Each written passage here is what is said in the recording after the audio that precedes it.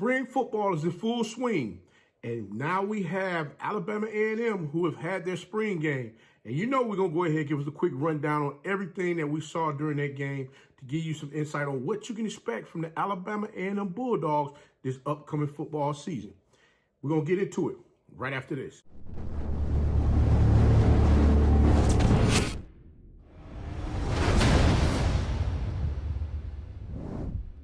You know, it's your favorite coach back at it again. 10 toes down, about to tell you how it all went down. This is Tomorrow Leader Sports Network with your host, Coach Walker. If you're new to the channel, please like, share, subscribe. Hit that notification bell so you can get all upcoming videos. For all my leaders out there, welcome back. Y'all know the drill. Y'all know the routine. If you haven't done so already, please like, comment, and share these videos. And tap in a friend or two and tell them to come on in. It's nothing but positive vibes. We're just having a good time talking about HBCU sports. And don't forget, you can follow us on all social media platforms. The links are listed down below in the description. So without further ado, we're going to go ahead and jump on in this thing. But first. Coach has always been one to stand 10 toes down on something when he messed up. He'll go ahead and own it, and he'll go ahead and fix the situation right away immediately. And that's what I'm getting ready to do here. I did a Tomorrow Leader Sports Network preseason top 5 running back for the SWAC. And there's one young man that I left off the list, and I want to apologize first for leaving this young man off the list. This young man should have been number 2 on my list. Who am I talking about? Mr. Donovan Eaglin, who rushed the ball 171 times for 873 yards last season. Now, like I said before, this is a oversight by myself. So I apologize for that. He should have been number 2 on my list. So that list is going to get reworked. I'm going to redo that list again and drop that for everybody so that they have that, so that the updated list is out there. But I do want to apologize to him. And while we're talking about the running backs for Alabama A&M, we're going to go ahead and get into what I saw with them young men out there running that ball. Because I'm going to tell you right now, Eaglin is going to definitely be a problem this upcoming season. With him out there running that ball, doing his thing in the manner which he did last season, he's going to come back. He's going to ground and pound once again this season. I got one thing that I request from you, sir. Make sure you hold on to the ball. You cannot drop the ball out there on the field, fumble the ball away. You cannot do that. You guys got to hold on to that rock. If y'all don't hold on to that ball, guess what? You're going to give teams other opportunities to put more points up on the board. And that's not what we're looking to do this season. So you guys got to make sure you're locked and loaded, handling your business in the manner what you need to do. But I'll say this. I can see this young man running 4,000 plus this season. If he's out there on the field, he got the hot hand running that ball at that time. Now, if you get out there and, he started letting a bunch of defenders slow him up and keep him from running the ball, or if by chance, I hope this doesn't happen, he possibly, comes down with an injury or something like that, one of the other backs that we're going to talk about may get more carries in the game in which they're going to be able to get out there and do their thing as well. And trust me when I tell you, Alabama A&M got some backs in that backfield that's going to run that thing like no other. And I can say this, looking at the running backs that ran the ball during the spring game, they definitely got some athletes out there on the field. I mean, they're just as difficult to bring down, just like number 20, Kenny Wilson. This young man, this young man hit the corner on a play, man, and it was like he was shot out of a cannon, almost as if this young man had the will to say, y'all not going to bring me down. I mean, that is how hard these young men was running out there on the field. Number 23, Isaiah Nwoku. He's another one that's another hard runner as well. That young man get up underneath them shoulder pads. He get to toting that bad boy like, hey, you're not going to bring me down. But that bad man that was out there on the field running the ball for the Alabama A&M Bulldogs is none other than DJ Moffitt.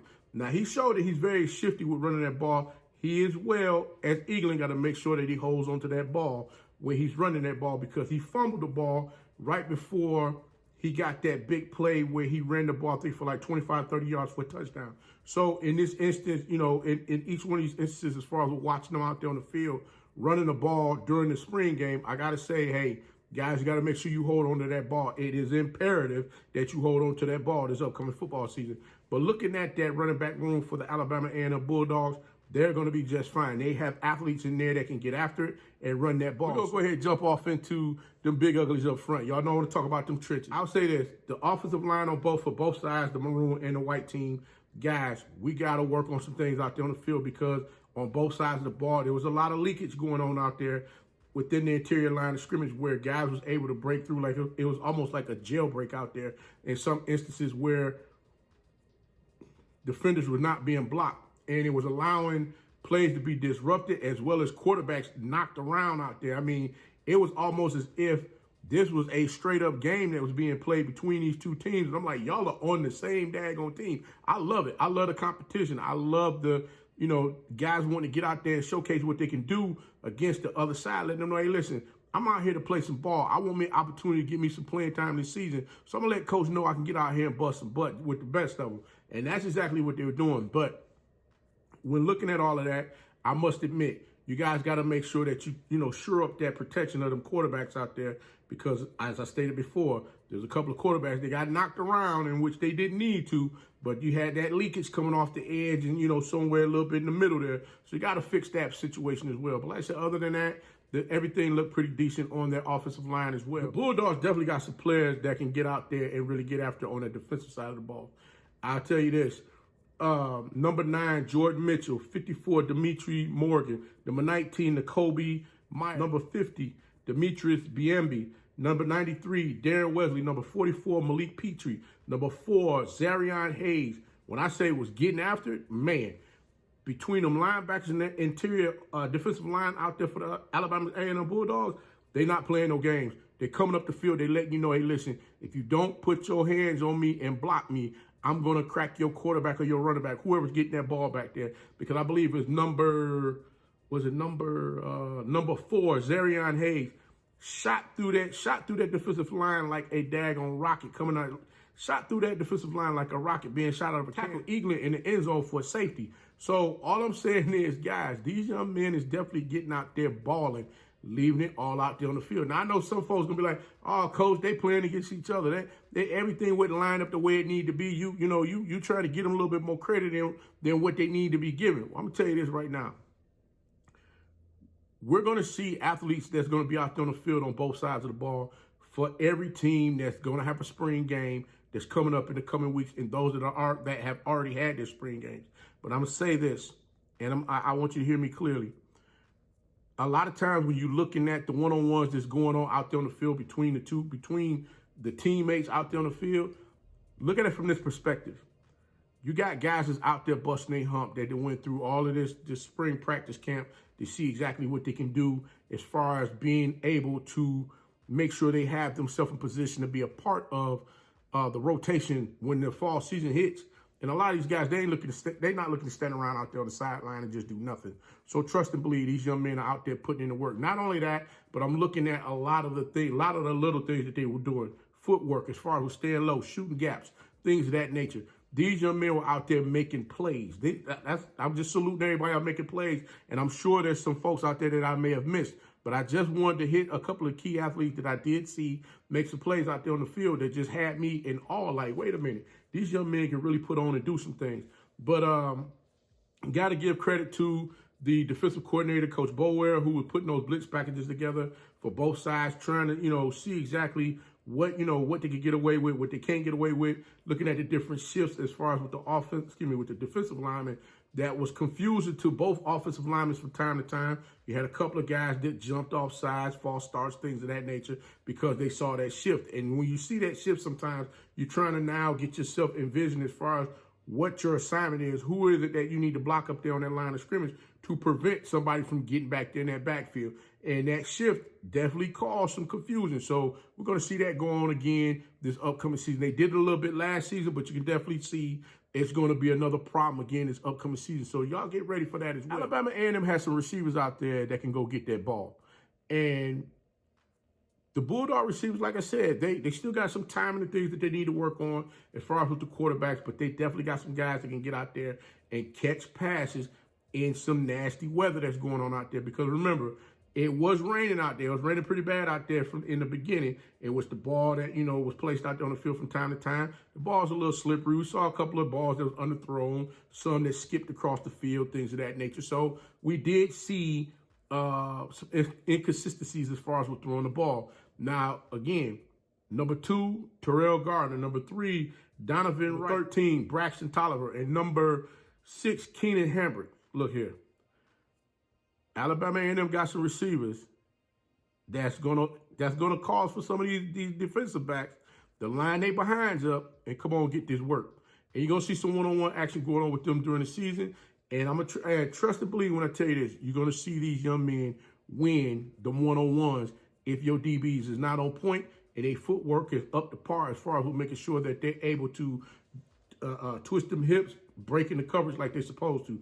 If not, you're going to watch some guys get by you, lose your behind, standing around out there thinking they went one way, they done broke their route off and went another way, and the ball is being delivered to them.